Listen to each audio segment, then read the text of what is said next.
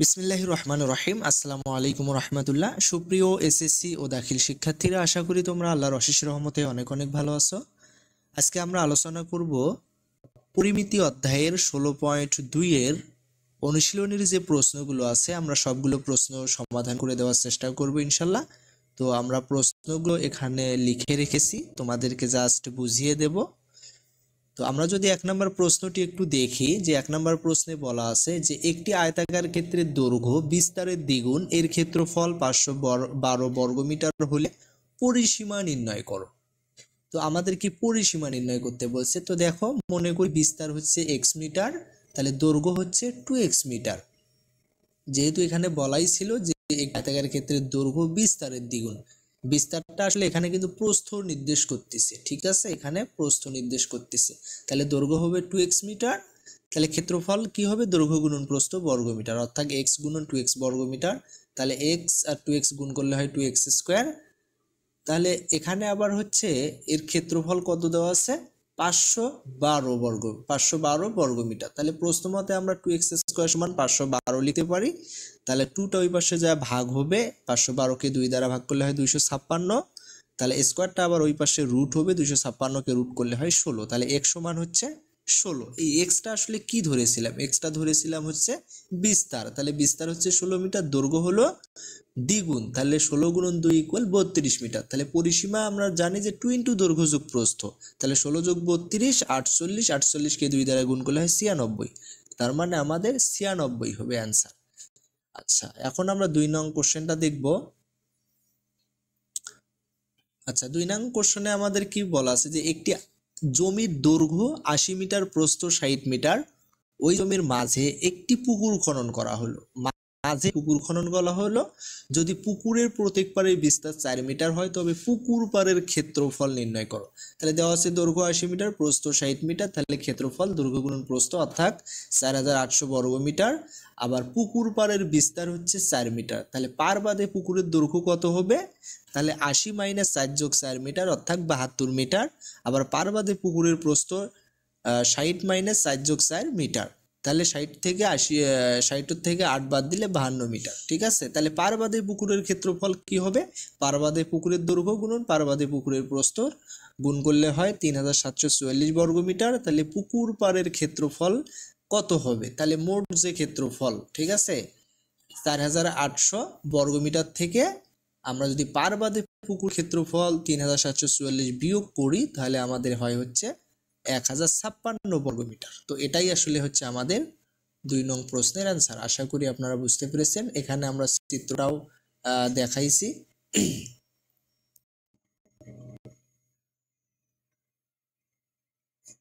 তো এখন যদি আমরা একটু 3 নং কোশ্চেন কি, এখানে কি বলা আছে যে একটি বাগানের দৈর্ঘ্য 40 মিটার এবং প্রস্থ 30 মিটার, বাগানের ভিতরে সমান পার বিশিষ্ট একটি পুকুর আছে।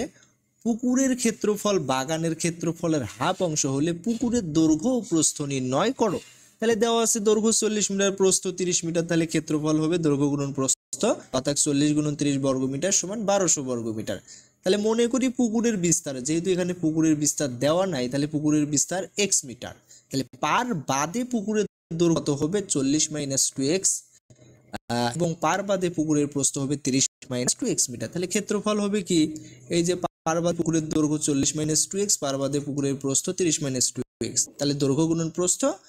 আচ্ছা, তো এখানে আবার আমাদেরকে ক্ষেত্রফল কত দেওয়া ছিল, আচ্ছা, এখানে আমরা ক্ষেত্রফল বের করেছি হলো 1200 বর্গমিটার, ঠিক আছে। তো 12 মিটারের হচ্ছে কি অর্ধেক। তো আমরা এখানে প্রশ্ন মতে লিখতে পারি যে দৈর্ঘ্য গুণন প্রস্থ ইকুয়াল 1200 ভাগ 2। তো এখান থেকে 40 আর 30 গুণ করলে হয় 1200, 40 কে 2x দ্বারা গুণ করলে হয় প্লাস মাইনাসে মাইনাস 80x, এরপরে মাইনাস 2x দ্বারা 30কে গুণ করলে হয় মাইনাস 60x, মাইনাস 2x মাইনাসে মাইনাসে প্লাস 4x স্কোয়ার, আর 1200কে 2 দ্বারা ভাগ করলে হয় 600। তো আমরা 4x স্কোয়ারকে সামনে লিখে রেখেছি, এরপরে হচ্ছে 80x আর হচ্ছে 60x, তাহলে 6 আর 8 14 শূন্য, তাহলে 140x প্লাস এই যে 1200, ঠিক আছে।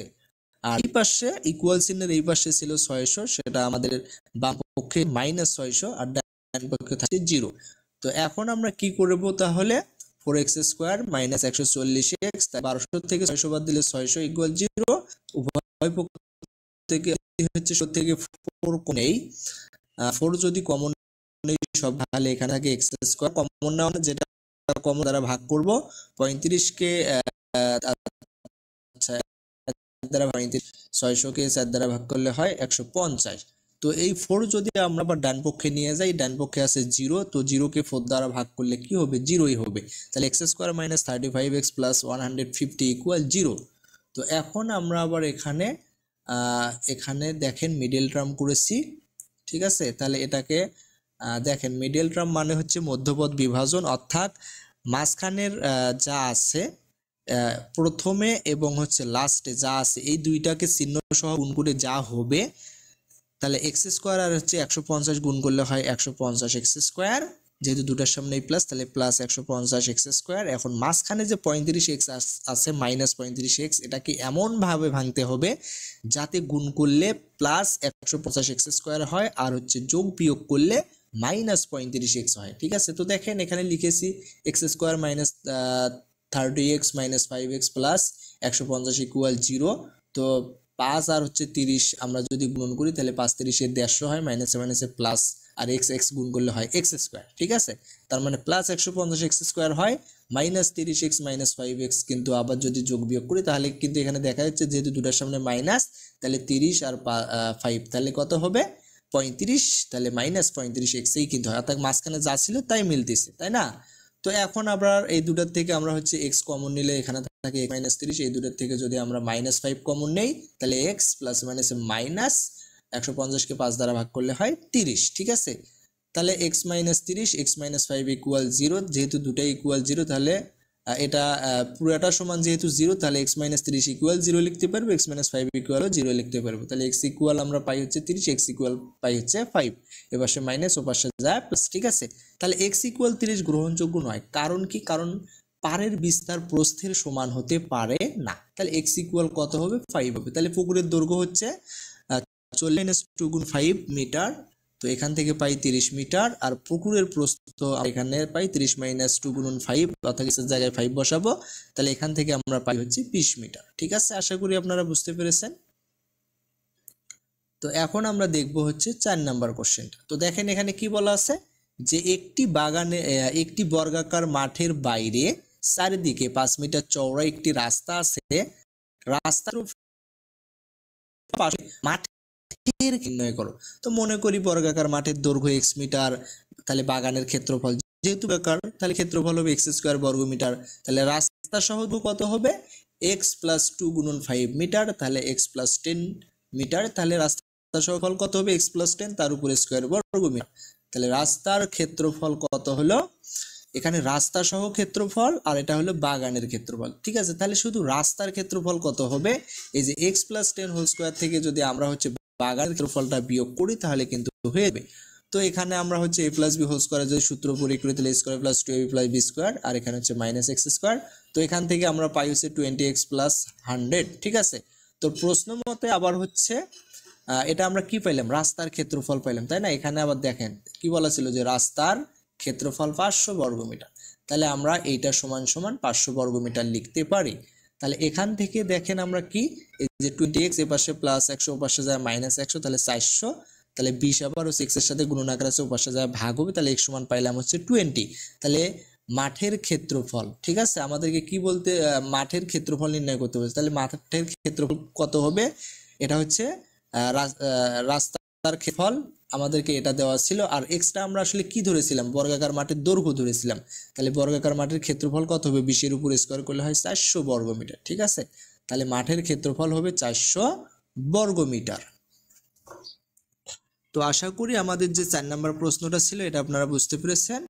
তো এখন আমরা দেখব হচ্ছে 5 নং কোশ্চেনটা। তো দেখেন এখানে কি বলা আছে যে একটি বর্গক্ষেত্রের পরিসীমা একটি আয়তক্ষেত্রের পরিসীমার সমান, আয়তক্ষেত্রটির দৈর্ঘ্য প্রস্থের 3 গুণ এবং ক্ষেত্রফল 768 বর্গমিটার, প্রতিটি 40 সেন্টিমিটার বর্গাকার পাথর দিয়ে বর্গক্ষেত্রটি বাঁধতে মোট কতটি পাথর লাগবে? তাহলে মনে করি প্রস্থ x মিটার, তাহলে দৈর্ঘ্য হবে 3x মিটার, তাহলে ক্ষেত্রফল কত হবে? দৈর্ঘ্য গুণন প্রস্থ বর্গমিটার, অর্থাৎ 3x² বর্গমিটার। তো এখানে আবার ক্ষেত্রফল দেওয়া আছে 768, তো এটা সমান 768 লিখতে পারি। তো এখান থেকে 3টা এপাশে গুণন ছিল, পাশে যা ভাগ হয়েছে, এক্স স্কোয়ার সমান 256। তো স্কোয়ারটা রুট করলে আমরা পাই এক্স সমান হচ্ছে 16 মিটার। তাহলে দৈর্ঘ্য হবে, যেহেতু দৈর্ঘ্য হচ্ছে 3x মিটার, তাহলে 3 গুণন 16 ইকুয়াল 48 মিটার। তাহলে পরিসীমা 2 ইন্টু দৈর্ঘ্য যোগ প্রস্থ, তো এখান থেকে আমরা পাই হচ্ছে 128 মিটার। ঠিক আছে।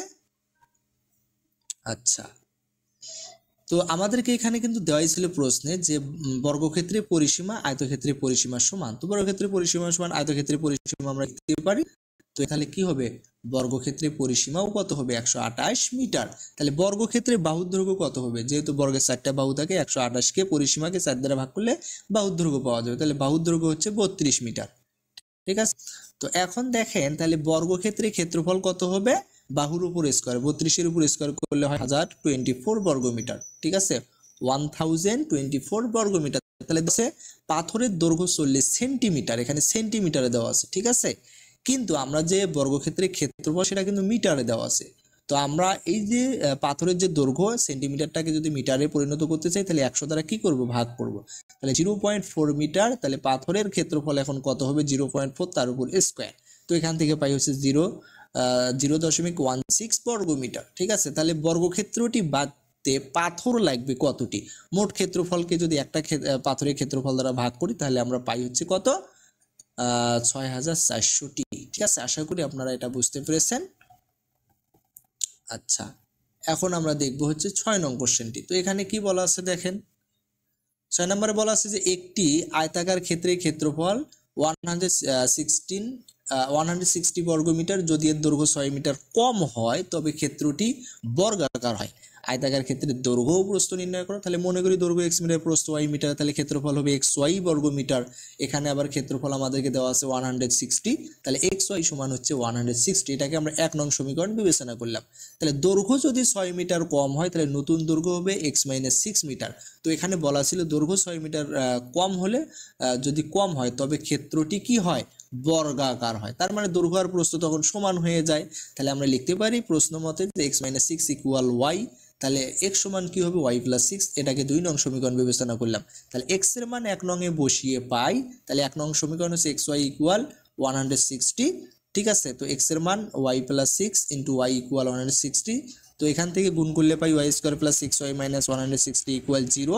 তো এখানে যদি আমরা আবার মিডল টার্ম করি, তাহলে আমরা কি পাই, y + 16y - 10y - 160 ইকুয়াল 0। ঠিক আছে, তো এই দুটার থেকে যদি আমরা y কমন নেই, তাহলে y + 16, এই দুটার থেকে যদি আমরা -10 কমন নেই, তাহলে এখানে y -1 আছে প্লাস 160কে 10 দ্বারা ভাগ করলে হয় 16। ঠিক আছে, তো এখান থেকে আসলে আমরা কি পাচ্ছি, তাহলে y + 16 ইন্টু y - 10 ইকুয়াল 0।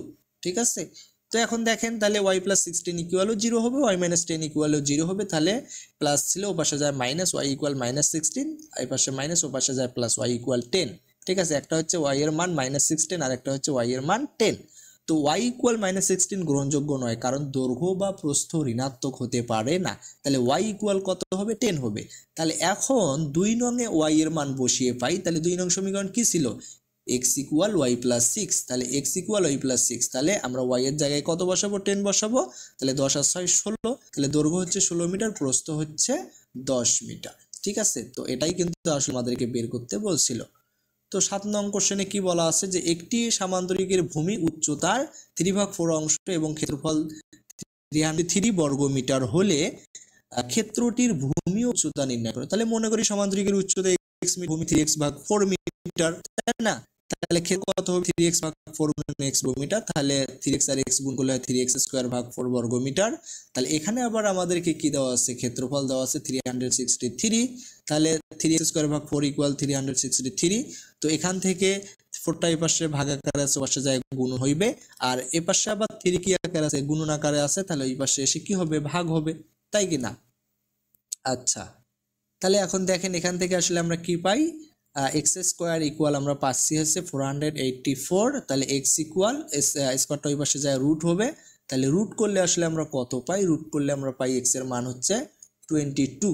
ঠিক আছে, তো এখন দেখেন তাহলে ভূমি সমান আসলে কত হবে, ভূমি হবে 3x/4। তাহলে 3 গুণন x এর জায়গায় হচ্ছে 22। ঠিক আছে, তো এখান থেকে আমরা পাই হচ্ছে 16.5 মিটার। তাহলে ভূমি হলো 16.5 মিটার আর উচ্চতা হচ্ছে 22 মিটার। আশা করি আপনারা বুঝতে পেরেছেন।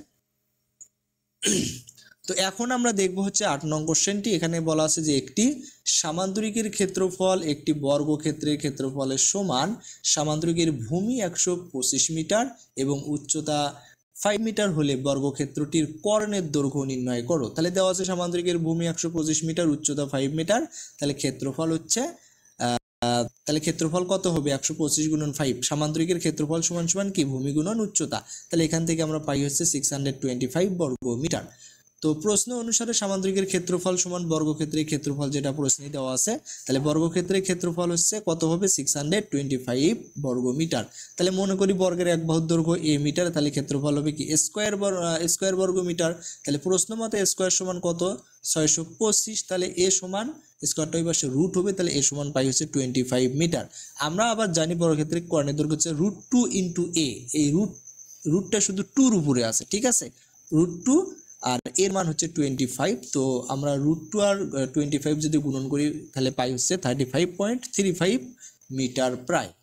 আশা করি আপনারা 8 নং কোশ্চেনটি বুঝতে পেরেছেন। তো এখন আমরা 9 নম্বর কোশ্চেনটি সমাধান করব। এখানে বলা আছে যে একটি সামান্তরিকের বাহুর দৈর্ঘ্য 30 সেন্টিমিটার এবং প্রস্থ 26 মিটার, এর ক্ষুদ্রতম কর্ণটি 28 সেন্টিমিটার হলে অপর কর্ণের দৈর্ঘ্য নির্ণয় করো। তাহলে মনে করি এখানে চিত্রটা দেওয়াই আছে যে ABCD সামান্তরিকের AC ও BD কর্ণদ্বয় পরস্পরকে এই যে O বিন্দুতে কি করেছে? সমদ্বিখণ্ডিত করেছে। যেখানে AC যে কর্ণটা, এসটা বড়, BD কর্ণটা হচ্ছে ছোট। আচ্ছা, এরপরে হচ্ছে AB ইকুয়াল দেওয়া আছে 30 সেন্টিমিটার এবং BD ইকুয়াল 28 সেন্টিমিটার এবং ADটা কি? এই যে AD, ঠিক আছে? AD হচ্ছে কত? 26 সেন্টিমিটার। এখন আমরা হচ্ছে এই যে COD বিন্দু থেকে, এই যে COD বিন্দু থেকে CD রেখাংশের COD বিন্দু থেকে AB ও AB এর বর্ধিতাংশের উপর, AB ছিল এটাকে বর্ধিত করা হয়েছে E পর্যন্ত। তাহলে AB ও AB এর বর্ধিতাংশের উপর যথাক্রমে এই যে DF আর হচ্ছে CE লম্ব আঁকি। তাহলে DF ইকুয়াল CE হবে। কেন হবে? কারণ কি এখানে কি বলা ছিল? একটা সামান্তরিকের বাহুর দৈর্ঘ্য। তাহলে সামান্তরিকের বিপরীত বাহুগুলো কি হয়? পরস্পর সমান ও সমান্তরাল হয়, তাই না? তাহলে সিডি, এই যে সিডি বাহু আর হচ্ছে এবি বাহু কি ছিল? সমান্তরাল ছিল। তো আমরা একটা সমান্তরাল, তাহলে এই সমান্তরাল বাহুদ্বয়ের এক বাহু থেকে অপর বাহুদ্বয়ের উপর লম্ব অঙ্কন করেছি। তাহলে লম্বগুলো কি হবে? পরস্পর সমানে হবে, তাই না? তাহলে আমরা এখন ত্রিভুজ ABD এর অর্ধপরিসীমা কত হবে? এই যে ABD এই ত্রিভুজের অর্ধপরিসীমা তাহলে কত হবে? 3 বাহুর দৈর্ঘ্য যোগ করে আমরা 2 দ্বারা ভাগ করব। ভাগ করলে পাই 42 সেন্টিমিটার। তাহলে ABD এর ক্ষেত্রফল কত হবে? যদি 3 বাহুর দৈর্ঘ্য জানা থাকে, ক্ষেত্রফল নির্ণয়ের একটা সূত্র আছে, √S × S - A × S - B S - C। তো আমরা এখানে সেটা প্রয়োগ করেছি। তো S হচ্ছে অর্ধপরিসীমা, ABC হচ্ছে যথাক্রমে বাহুগুলোর দৈর্ঘ্য। তো এখানে আমরা মানগুলো বসাইছি, ঠিক আছে? তো এখান থেকে আমরা পাই হচ্ছে 336 বর্গ সেন্টিমিটার। তাহলে ABD এর ক্ষেত্রফল সমান আমরা আবার অন্যভাবেও নির্ণয় করতে পারি, সেটা হচ্ছে হাফ গুণন ভূমি গুণন উচ্চতা, ঠিক আছে? হাফ গুণন এই যে AB হচ্ছে ভূমি আর উচ্চতা হচ্ছে DF, ঠিক আছে? তো এখান থেকে আমরা হচ্ছে ক্ষেত্রফল আবার এই যে ABD ত্রিভুজের ক্ষেত্রফল আমরা আবার কত পাইছি? 336 বর্গ মিটার। তো এই ক্ষেত্রফল সমান এই ক্ষেত্রফল লিখতে পারি। তো এখান থেকে DF এর মান আমরা বের করলাম। DFটা আসলে কত? উচ্চতা 22.4 সেন্টিমিটার, ঠিক আছে? তো এখন দেখেন, এখন এই যে সমকোণী ত্রিভুজ BECA, তাহলে সমকোণী ত্রিভুজ কোনটা? এই যে BEC এই ত্রিভুজটার ক্ষেত্রে, ঠিক আছে? যেহেতু আমরা হচ্ছে AB বাহুর বর্ধিতাংশ BE এটার উপর লম্ব অঙ্কন করেছি কি C, তার মানে এটা হচ্ছে কি এক সমকোণ। এই কোণটা হচ্ছে এক সমকোণ, তাই না? তাহলে এটা কি হবে? একটা সমকোণী ত্রিভুজ হবে। এখান থেকে আমরা বলতে পারি যে BC square equal BA square plus CE square, ঠিক আছে? তো দেখেন এই যে BC স্কয়ার এটা হচ্ছে অতিভুজ সমান BA square plus C square. তো এখান থেকে আসলে আমরা কি পাচ্ছি? আমরা যদি তাহলে যদি BE এর মান বের করি তাহলে BA স্কয়ার সমান আমরা লিখতে পারবো BC square minus C square. তো এখান থেকে 26 তার উপর স্কয়ার মাইনাস 22.4 স্কয়ার তার উপর স্কয়ার, ঠিক আছে? তাহলে এখান থেকে আমরা পাইলাম হচ্ছে 174.24। তো এখান থেকে এই স্কয়ারটা যদি ওই পাশে যায় রুট হয়, তাহলে রুট করলে পাই হচ্ছে 13.2 সেন্টিমিটার। তো এখান থেকে আমরা আবার AE, এই পুরাটা যদি AEটা বের করি, আমাদের AB এর মান দেওয়া আছে 30, তাহলে AE সমান কত হবে? তাহলে 30 প্লাস এই যে বিইর মান আমরা বের করলাম হচ্ছে 13.2, তাহলে 13.2 যোগ করলে হয় 43.2 সেন্টিমিটার। তাহলে এখন যদি আমরা এই যে সমকোণী ত্রিভুজ আমরা যদি এখন সমকোণী ত্রিভুজ AEC এটার মান বের করি, এই যে AEC এটার ক্ষেত্রে আমরা কি বলতে পারি যে এসিটা হচ্ছে কি অতিভুজ, তাহলে AC স্কয়ার সমান সমান AE square plus CE square. তো মান বসাইলে আমরা পাই হচ্ছে 20, তাহলে এখান থেকে আমরা আসলে কত পাই, তাহলে 2368, ঠিক আছে। তো এইটা হচ্ছে আমরা পাইলাম। তো এটাকে স্কয়ারটা যদি ওই পাশে যায় রুট করি, তাহলে রুট করলে পাই হচ্ছে 48.66 সেন্টিমিটার প্রায়, ঠিক আছে। তো এই এসিটা আসলে কি, এসিটা হচ্ছে অপর কর্ণ, তাহলে কর্ণ ছিল একটা হচ্ছে বিডি আর একটা হলো এসি। তো আমাদের বিডি কর্ণটা দেওয়া ছিল, আমরা এসি কর্ণটার মান বের করলাম। আশা করি 9 নং কোশ্চেনটা আপনারা বুঝতে পেরেছেন। তো এখন আমরা দেখব হচ্ছে 10 নং কোশ্চেনটা। তো এখানে কি বলা আছে যে একটি রম্বসের পরিসীমা 180 সেন্টিমিটার এবং ক্ষুদ্রতম কর্ণটি 54 সেন্টিমিটার, এর অপর কর্ণ এবং ক্ষেত্রফল নির্ণয় করো। তাহলে মনে করি এবিসিডি রম্বসের এসি ও বিডি কর্ণদ্বয় ও বিন্দুতে ছেদ করেছে, তাহলে দেওয়া আছে পরিসীমা আবার কত 180 সেন্টিমিটার। তাহলে রম্বসের এক বাহু কত হবে, পরিসীমাকে 4 দ্বারা ভাগ করলে 45 সেন্টিমিটার। তাহলে কর্ণ, একটি কর্ণ আবার দেওয়া আছে 54 সেন্টিমিটার। তাহলে কর্ণদ্বয় পরস্পরকে সমকোণে সমদ্বিখণ্ডিত করে। রম্বসের ক্ষেত্রে আমরা অবশ্যই জানি যে রম্বসের কর্ণদ্বয় পরস্পরকে কি করে, সমকোণে সমদ্বিখণ্ডিত করে। আমরা এখানে সে কথাটাই লিখেছি। তাহলে আমরা কি লিখতে পারি, ও বি সমান সমান হাফ বিডি, তাহলে হাফ বিডির মান হচ্ছে 54, তাহলে এখান থেকে আমরা পাই হচ্ছে ও বি সমান 27 সেন্টিমিটার। এখন সমকোণী ত্রিভুজ এ ও বি এ, এই যে এ ও বি এ, এই ত্রিভুজটার ক্ষেত্রে আমরা কি লিখতে পারি যে A B square, A beta হচ্ছে কি, যেহেতু এই কোণটা হচ্ছে এক সমকোণ, তাই না, এই কোণটা কি এক সমকোণ, তাহলে এখান থেকে আমরা বলতে পারি যে A B square, A beta হলো অতিভুজ, A B square equal O A square plus O B square. তো এখান থেকে আমরা যদি ও এ এর মানটা বের করি, তাহলে ও এ স্কোয়ার সমান আমরা লিখতে পারবো বি স্কোয়ার মাইনাস ও বি স্কোয়ার। তো এখান থেকে আমরা ও এর মান পাইলাম 36 সেন্টিমিটার, ঠিক আছে। তাহলে এসি সমান আসলে কত হবে, ও এটা হচ্ছে কি এই পুরো এসি এর অর্ধেক। তো আমরা যদি এখন ও এর মান বের করি, এসির মান বের করি, তাহলে ও এটাকে 2 দ্বারা গুণ করতে হবে। তো এখান থেকে পাই হচ্ছে 72 সেন্টিমিটার। এবং রম্বসের ক্ষেত্রফল সমান আমরা কি জানি, হাফ গুণন কর্ণদ্বয়ের গুণফল। হাফ গুণন একটা কর্ণ এসি, একটা হচ্ছে বিডি, তাহলে মান বসে আমরা পাইলাম হচ্ছে 1944 বর্গ সেন্টিমিটার, ঠিক আছে। তো এটাই হচ্ছে আসলে অ্যান্সার।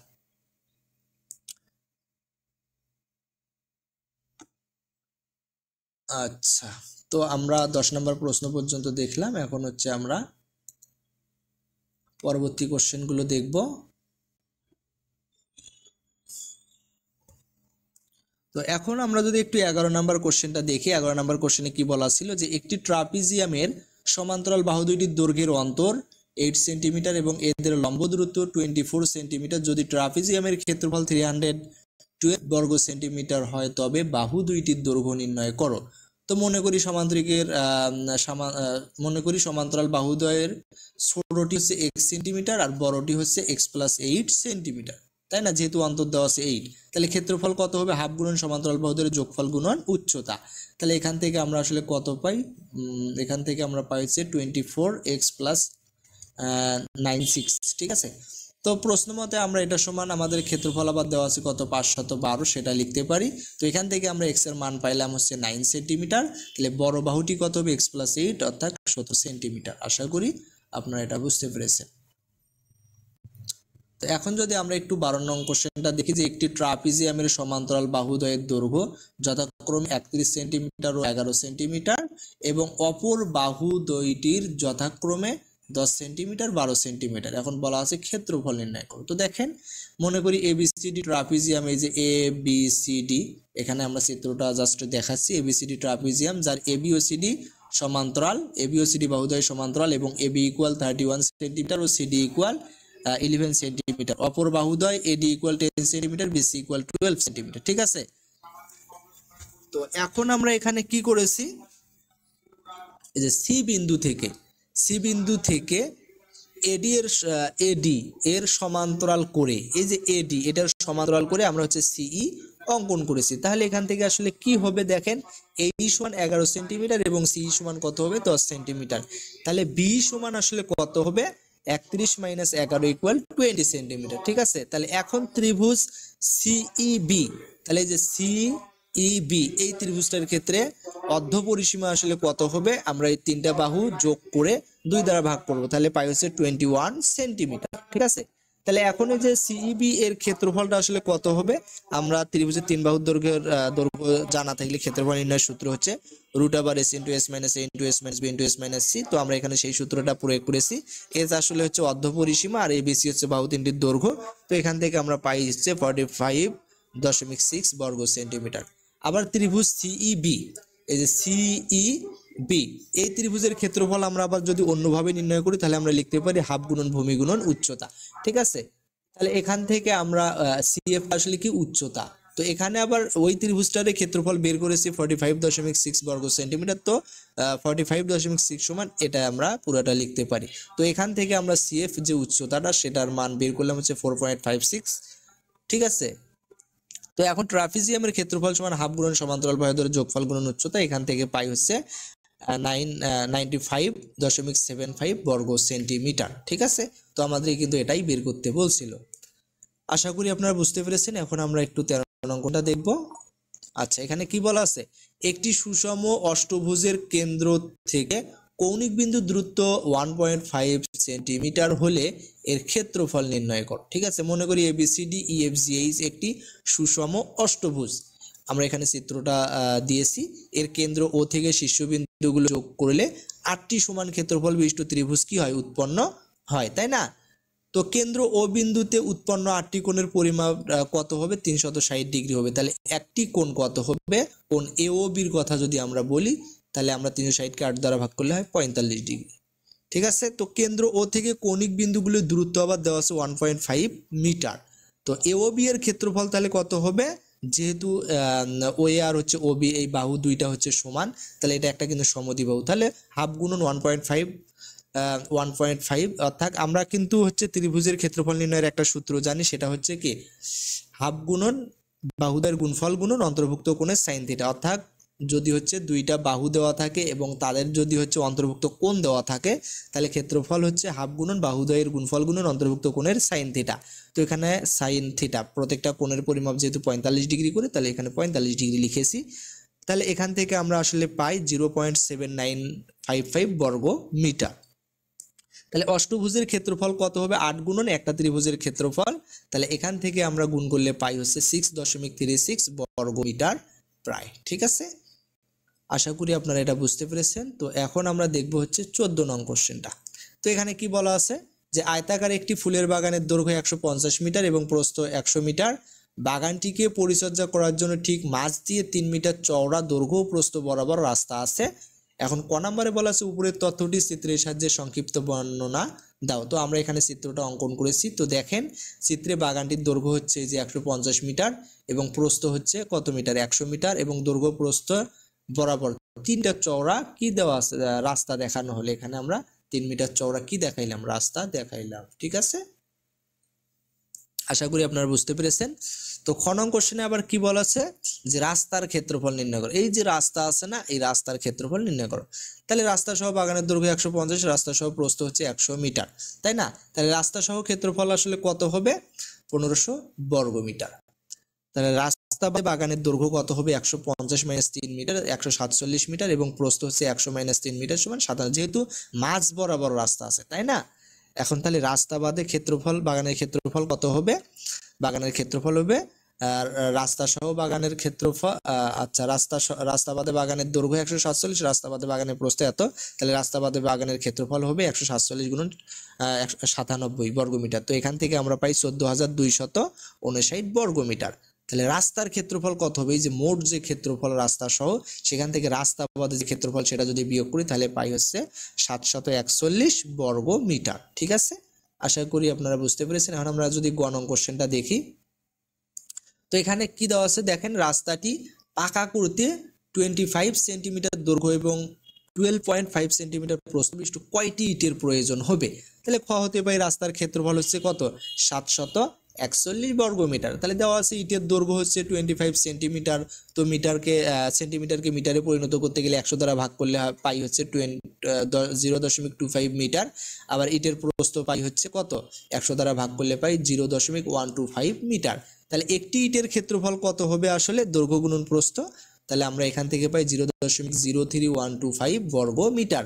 তাহলে রাস্তা পাকা করতে ইটের প্রয়োজন, রাস্তার হচ্ছে ক্ষেত্রফল কত পাইছি আমরা, ক নাম্বারে 741। তো 741কে একটা ইটের ক্ষেত্রফল 0.03125 দ্বারা যদি ভাগ করি তাহলে পাইছে 23,732, 12টি। ঠিক আছে। আচ্ছা, এখন আমরা দেখবো হচ্ছে 15 নং কোশ্চেন। তো এখানে কি দেওয়া আছে দেখেন, নিচের চিত্রে তথ্য থেকে বহুভুজের ক্ষেত্রফল নির্ণয় করো। এই যে চিত্রটা, এই চিত্রটা আমাদেরকে দেওয়া আছে, এটা থেকে আমাদের এই পুরাটার ক্ষেত্রফল বের করতে হবে। তো দেখেন চিত্র অনুযায়ী mn equal no equal op equal pm, এই যে no op আর হচ্ছে pm, এগুলো হচ্ছে সবগুলোই কি সমান। এগুলো সমান দেওয়া আছে হচ্ছে 22 সেন্টিমিটার। যেহেতু চারটা বাহু সমান, একটা বাহু সমান দেওয়া আছে 22, তাহলে চারটা সমানে কত হবে, প্রত্যেকটা সমানে হবে 22 সেন্টিমিটার। এবং এপি, এই যে এপি এটা আছে হচ্ছে 12 সেন্টিমিটার। ঠিক আছে। তাহলে বর্গক্ষেত্র এমএনওপি, এই যে এমএনওপি এটার ক্ষেত্রফল আসলে কত হবে, একটা বাহু যেহেতু 22 সেন্টিমিটার এবং এটা যেহেতু বর্গ, তাহলে এক বাহুর উপর স্কোয়ার, তাহলে এখান থেকে পাই 484 বর্গ সেন্টিমিটার, তাই না। তো এখন এএমপি, এই যে এএমপি, ঠিক আছে, এটার আসলে আমরা এখান থেকে আসলে আমরা কি পাই, যেহেতু এটা হচ্ছে একটা সমকোণী ত্রিভুজ, এই কোণটা হচ্ছে কি দেওয়া আছে, সমকোণ দেওয়াই আছে, তাই না। তো এটা যদি সমকোণ হয় তাহলে এটা হচ্ছে সমকোণী ত্রিভুজ, তাহলে এখানে অতিভুজ হচ্ছে এমপি, তাহলে এমপি স্কোয়ার লিখতে পারি M square plus AP square. ঠিক আছে। তো এখানে এমপি, এই যে এমপি হচ্ছে 22 আর হচ্ছে এম স্কোয়ার ইকুয়াল এপি হচ্ছে 12 তার উপর স্কোয়ার। তো এখান থেকে আমরা এম এর মানটা যদি বের করি তাহলে আমরা এম সমান পাই হচ্ছে 18.44 সেন্টিমিটার। তো আমরা যদি এখন এএমপি এর ক্ষেত্রফল বের করতে চাই তাহলে হাফ গুণন ভূমি গুণন উচ্চতা, তাহলে হাফ গুণন ভূমি গুণন উচ্চতা, আমরা এম আর হচ্ছে এপি এই দুটোর যে কোনো একটাকে ভূমি, যে কোনো একটাকে আমরা উচ্চতা চিন্তা করতে পারি।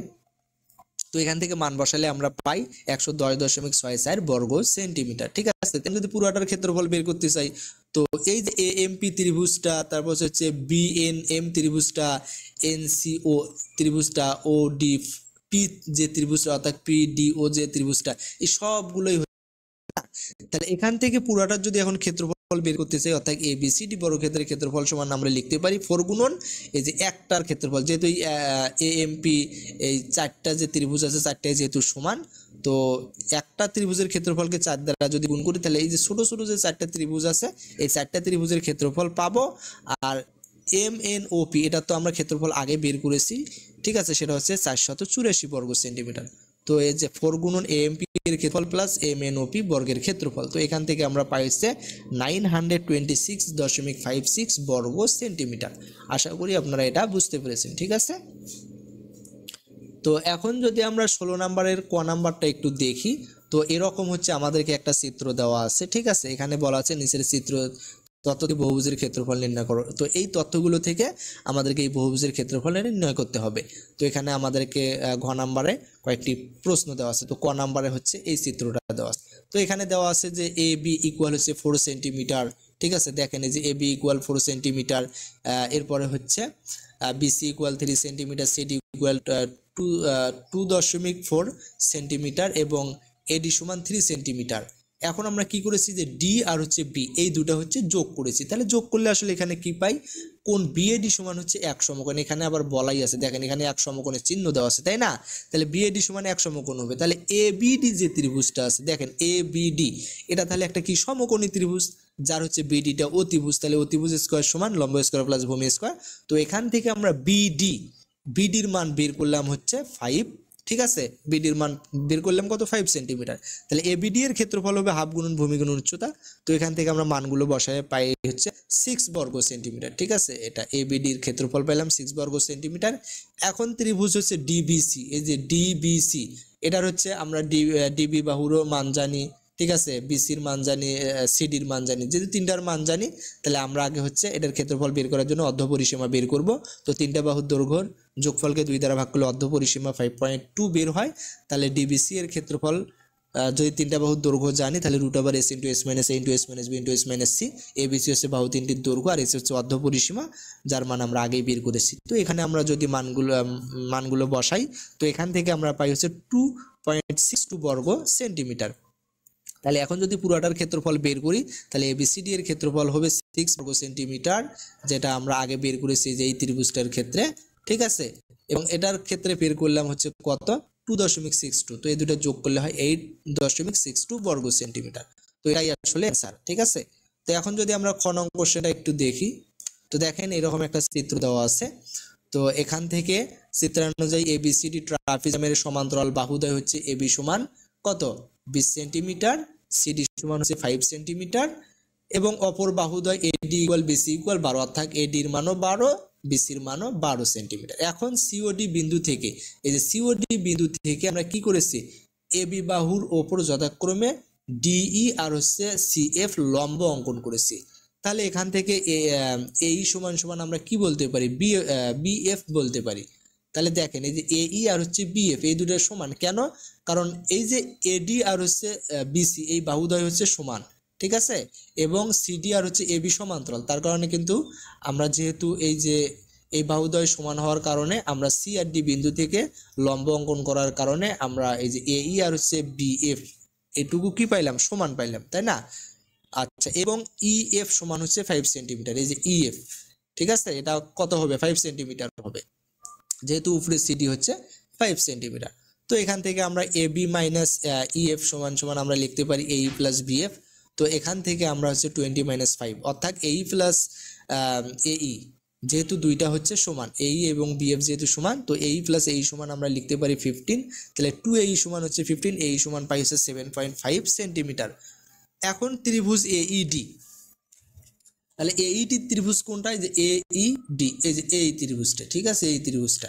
তো এখানে আমরা এটা যেহেতু একটা সমকোণী ত্রিভুজ, কারণ আমরা হচ্ছে এবি বাহুর উপর ডিটা কি করেছিলাম, লম্ব অঙ্কন করেছিলাম। তাহলে এখানে একটা কি হয়েছে, সমকোণ উৎপন্ন হয়েছে। তাহলে এখানে এডিটা হচ্ছে অতিভুজ, তাহলে এডি স্কোয়ার সমান সমান এ স্কোয়ার প্লাস ডি স্কোয়ার। তো এখান থেকে আমরা হচ্ছে ডি সমান আসলে কত পাই, তো দেখেন ডি সমান পাই হচ্ছে 9.37 সেন্টিমিটার, ঠিক আছে। আচ্ছা, এখন দেখেন এখানে আবার হচ্ছে এবিসিডি ট্রাপিজিয়ামের ক্ষেত্রফল। তাহলে ডিটা যদি উচ্চতা হয় তাহলে আমরা ট্রাপিজিয়ামের ক্ষেত্রফল কি জানি, হাফ গুণন সমান্তরাল বাহু দ্বারা যোগফল গুণন উচ্চতা। তাহলে হাফ গুণন সমান্তরাল বাহু একটা হচ্ছে 20, একটা হচ্ছে 5, আর উচ্চতা হচ্ছে আমরা কত বের করলাম 9.37। তো এখান থেকে ক্যালকুলেশন করলে আমরা পাই 117.125 বর্গ সেন্টিমিটার, ঠিক আছে। আচ্ছা, এখন যে গ নং কোশ্চেনটা দেওয়া আছে 16 নাম্বারের, এইরকম একটা চিত্র দেওয়া আছে। তো এখান থেকে আমাদের এই বহুভুজটার ক্ষেত্রফল নির্ণয় করতে হবে, তাই না। তো এবিসি, আমরা যদি এই ত্রিভুজ এবিসি এই ত্রিভুজটার ক্ষেত্রে চিন্তা করি, এই ত্রিভুজটার ক্ষেত্রে, তো দেখেন এখানে কি কি দেওয়া আছে, বিসি ইকুয়াল দেওয়া আছে হচ্ছে √2 সেন্টিমিটার, এবং কোণ যে এবিসি এটা দেওয়া আছে 60 ডিগ্রি। তাহলে এখান থেকে আমরা যদি tan 60 ডিগ্রি সমান কি জানি, tan থিটা সমান আমরা জানি লম্ব ভাগ ভূমি, তাই না। তাহলে এখানে এসিটা হচ্ছে লম্ব, এই যে কোণটাকে চিন্তা করি, তাহলে এসিটা হয় লম্ব, বিসিটা হয় হচ্ছে ভূমি। তো এখান থেকে আমরা এসির মান আমরা পাই হচ্ছে √6 সেন্টিমিটার। তাহলে সমকোণী ত্রিভুজ এবিসি এর ক্ষেত্রফল আমরা এই যে এটা হচ্ছে, যেহেতু এই কোণটা হচ্ছে এক সমকোণ, তাই না, এখানে দেওয়াই আছে। তাহলে এবিসি ত্রিভুজকে আমরা যদি সমকোণী ত্রিভুজ চিন্তা করি তাহলে হাফ গুণন ভূমি গুণন উচ্চতা। তো এখান থেকে আমরা পাই হচ্ছে 1.732 বর্গ সেন্টিমিটার। তাহলে এই ত্রিভুজটার ক্ষেত্রফল বের করলাম। এখন হচ্ছে ত্রিভুজ এসিডি, এই যে এসিডি এই ত্রিভুজটার কথা যদি আমরা চিন্তা করি, যার এসি ইকুয়াল দেওয়া আছে হচ্ছে √6 সেন্টিমিটার, ঠিক আছে, যেটা আমরা হচ্ছে এবিসি যে ত্রিভুজ ছিল সেখানেই বের করেছি, এবং কোণ সিএডি সমান হচ্ছে 30 ডিগ্রি, তাই না। তাহলে আমরা যদি একবার sin 30 ডিগ্রি চিন্তা করি তাহলে sin থিটা সমান লম্ব ভাগ অতিভুজ। তো এখান থেকে আমরা সিডির মান পাই হচ্ছে √6/2 সেন্টিমিটার, এবং আমরা যদি হচ্ছে cos যে অনুপাত আছে সেটা যদি প্রয়োগ করি তাহলে cos থিটা সমান আমরা লিখতে পারি হচ্ছে ভূমি ভাগ অতিভুজ। তো এখান থেকে আমরা এডি সমান পাই হচ্ছে √18/2 সেন্টিমিটার, ঠিক আছে। তো এখান থেকে আমরা হচ্ছে সমকোণী ত্রিভুজ এসটিডি এর ক্ষেত্রফল হাফ গুণন ভূমি গুণন উচ্চতা। তো এখান থেকে প্রয়োগ করে আমরা পাই হচ্ছে 1.299 বর্গ সেন্টিমিটার। এখন আমরা যদি ত্রিভুজ এডিই, এই যে সর্বশেষ যে এডিই ত্রিভুজ আছে এটার যদি ক্ষেত্রফল বের করতে চাই তাহলে এডি সমান দেওয়া আছে, যেটা আমরা এই যে এসিডি ত্রিভুজের ক্ষেত্রে আমরা বের করেছিলাম √18/2, অর্থাৎ এই যে এডি যে বাহুটা এটা কিন্তু হচ্ছে এসিডি ত্রিভুজেরও বাহু, আবার হচ্ছে এডিই ত্রিভুজেরও বাহু, তাই না? যেহেতু এসিডি ত্রিভুজের ক্ষেত্রে আমরা বের করেছি, সেক্ষেত্রে আমরা এই ত্রিভুজের ক্ষেত্রে এটা জাস্ট ধরে নিচ্ছি। তাহলে এডি সমান হচ্ছে কত?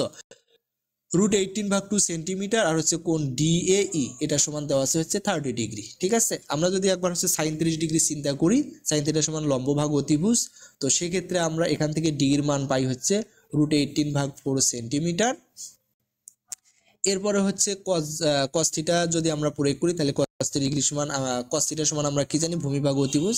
তো সেক্ষেত্রে আমরা হচ্ছে মান বসায় এই সমান পাইলাম হচ্ছে কত? √54/4 সেন্টিমিটার। এখন সমকোণী ত্রিভুজ এডিই এটার ক্ষেত্রফল আমরা হাফ গুণন ভূমি গুণন উচ্চতা সূত্র প্রয়োগ করে আমরা পাইছি 0.974 বর্গ সেন্টিমিটার। ঠিক আছে, তাহলে প্রদত্ত বহুভুজের ক্ষেত্রফল, যেহেতু এখানে এই বহুভুজটা 3টা ত্রিভুজে বিভক্ত, তো 3টা ত্রিভুজের ক্ষেত্রফল বের করেছি, আমরা মানগুলো বসাই, তো আমরা পাই হচ্ছে 4 বর্গ সেন্টিমিটার। ঠিক আছে, আশা করি আপনারা এটা বুঝতে পেরেছেন। তো আমরা এখন দেখব হচ্ছে যে ঘ নং কোশ্চেনটা সর্বশেষ আমাদের অনুশীলনী 16.2 এর সর্বশেষ যে 16 ঘ নং কোশ্চেনটা আমরা এখন সেটা দেখব। তাহলে এবিসিডি এরকম একটা আমাদেরকে চিত্র দেওয়া আছে, এখানে দেখেন। তাহলে এবিসিডি একটি হচ্ছে বর্গক্ষেত্র, এই যে এবিসিডি একটি বর্গক্ষেত্র, বর্গক্ষেত্রটির এবি বিসি সিডি এডি বাহু মধ্যবিন্দু হচ্ছে MNOP। ঠিক আছে, MNOP, সুতরাং MNOP একটি কি? বর্গক্ষেত্র। MNOP কি হবে? একটা বর্গক্ষেত্র। যেহেতু ABCD একটা বর্গক্ষেত্র ছিল, তার মধ্যবিন্দুগুলো যোগ করলে সেটাও একটা কি হবে? বর্গক্ষেত্রই হবে। তাহলে সমকোণী ত্রিভুজ এখানে আবার হচ্ছে আমরা কি করেছি যে এন আর পি এই দুটো হচ্ছে কি করেছি? যোগ করেছি। ঠিক আছে, এন কমা পি যোগ করি। তাহলে এখানে তাহলে সমকোণী ত্রিভুজ এনওপি, এই যে এনওপি এই ত্রিভুজটার ক্ষেত্রে, ঠিক আছে, এনওপি এই ত্রিভুজটার ক্ষেত্রে আমরা কি দেখতে পাচ্ছি?